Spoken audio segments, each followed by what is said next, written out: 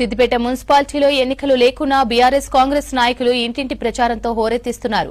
BRS నాయకులు కాంగ్రెస్ బాకీ కార్డులను ఇంటింటికి పంచితే బీఆర్ఎస్ డోకా కార్డులను కాంగ్రెస్ ఇంటింటికి పంచుతోంది. ఇందులో భాగంగా 14 వార్డుల్లో ప్రచారం నిర్వహించిన ఇరు పార్టీల కార్యకర్తలు ఎదురెదురు పడడంతో ఘర్షణ చోటు చేసుకుంది. ఇరు వర్గాలను పోలీసులు అడ్డుకున్నారు.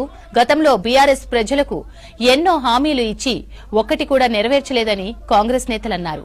అయితే మొన్నటి ఎన్నికల్లో ప్రజలకు 420 హామీలు ఇచ్చిన కాంగ్రెస్ ఏ ఒక్కటి అమలు చేయలేదని వాదించారు.